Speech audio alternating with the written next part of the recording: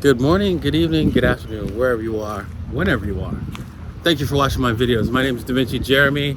I'm here in Dubai, actually on Frond G, on the beach here, taking a walk. And yeah, you can see over there, there's a mosque. There's the, right here is the Atlantis. And oh, right in front of me is right now the Atlantis 2, which is right about here, right there. So yeah, it's a beautiful day today. Beautiful sight here. Lots of houses being constructed here on the Frond. You can see right here, there's a house here being constructed. Lots of beautiful houses across the street. On the other side, no, not across the street, across the Frond River here. And yeah, it's a beautiful location here on the Palm. I can't believe I'm actually living here. Believe it or not, because I remember when this thing was being constructed, I was like, damn, man, who could afford to live there? It looks like I can now. Anyhow, I want to talk about today about houses and buying versus renting, and buying with your Bitcoins.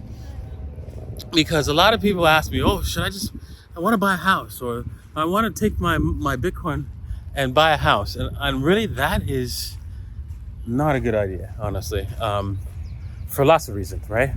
First off, right, a house that you live in, right, that you own and you live in, let's just say you wanted this beautiful house here with a nice infinity pool into the water.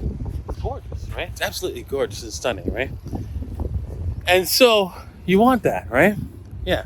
Just keep in mind, right? You just want to have that house, right?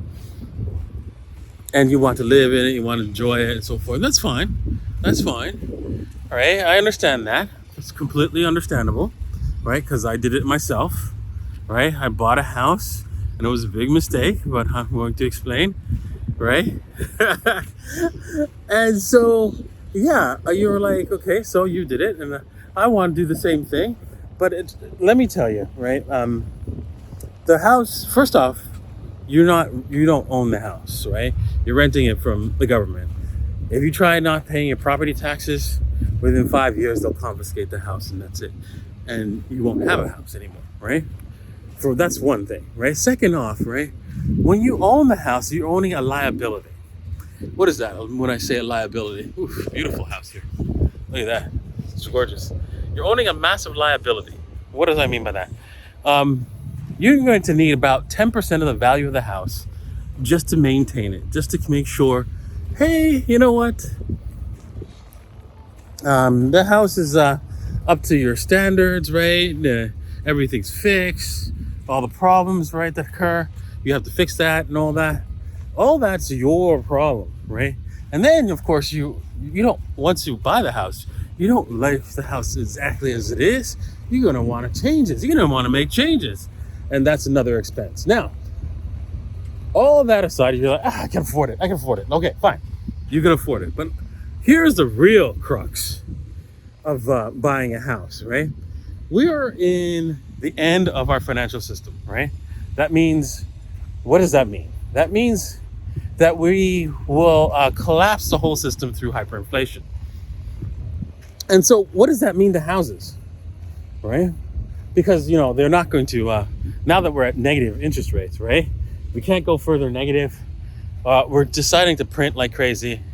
And so if you look at history and or other examples where there was hyperinflation, right? You'll see that what happens is the price of the house in the local currency, the currency being inflated, yes, goes up, right? Because they have no choice to make it go up, because in order for you to pay off your debts to the bank doesn't go under, right? And your price of the house goes up, but the value goes down. Well, what do I mean by that? Well, it means that, let's just say one of these houses, right, or like, $5 million, and let's just pretend a loaf of bread is $5 million, right? You can buy 5 million loaves of bread. But during hyperinflation, the bread goes to $500 and your house stays at 5 million. or maybe it goes up to like, 10 million, right? And so you're losing out like a lot of money here, right? If it stayed at the same price, right, you lost like a 500% fold of your money. 500 fold, right? I mean, it's incredible, right? That's what happens in hyperinflation, because the real value of a home is not what they say, what the price tag is, last price tag is sold for. Nuh-uh. Nuh-uh. Try again. It's actually, right, because the price is actually the real value is what somebody could save and buy it for, not without borrowing it. Because you generally, when you're using hard money like Bitcoin, right, people will not lend to you to buy a consumer item. Why is that? Because your labor today is worth less tomorrow. And so effectively, you could easily lose your job to, or not only to innovation, but maybe innovation in another part, which gets people to come over and learn your skills and become a part of your job. And so having a job and just paying off a mortgage is not going to be the future of our financial system anymore. That's going to go away, right? You're not going to be buying houses at that price. Buying a house, basically, with debt. You're not going to be able to do that. And this is what's happening. This is why our houses are so expensive, because you can go out and print a bunch of money and buy up and bid up the price.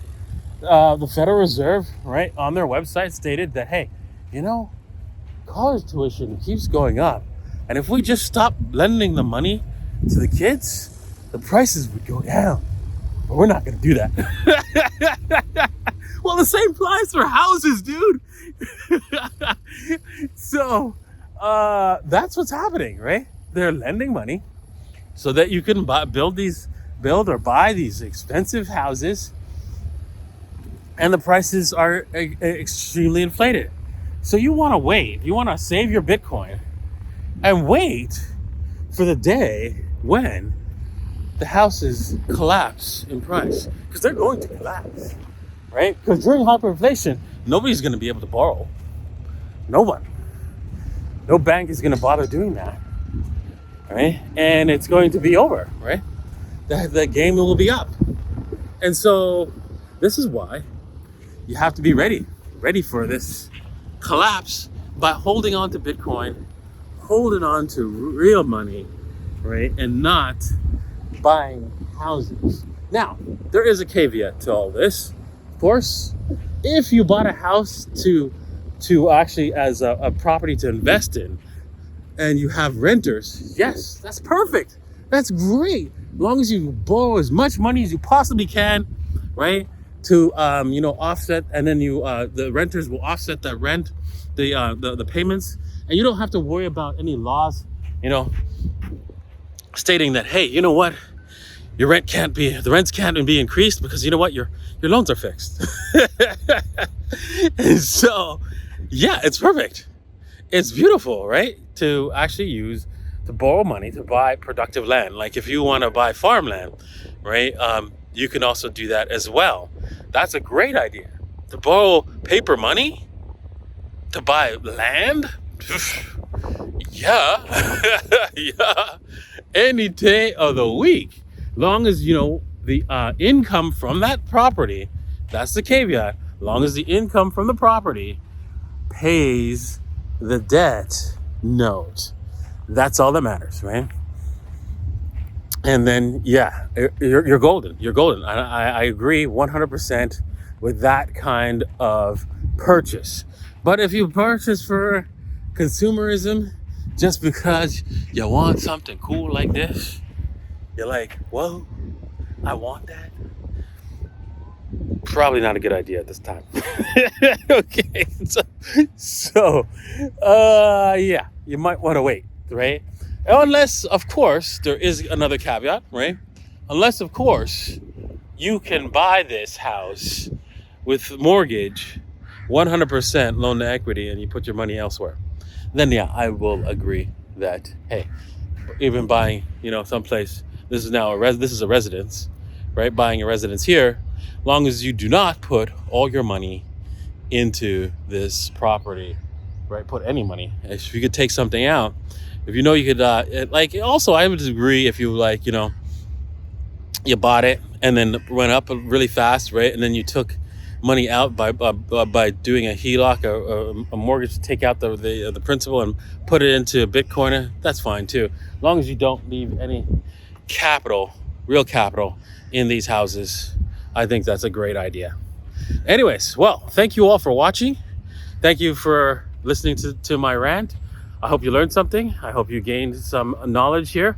And yeah, if you like this video, hit the like, subscribe, the bell button and all. And also, right, if you're interested in trading Bitcoin or all kinds of different alts now at Bybit, you can do so, right, by heading over to bybit.davincij15.com.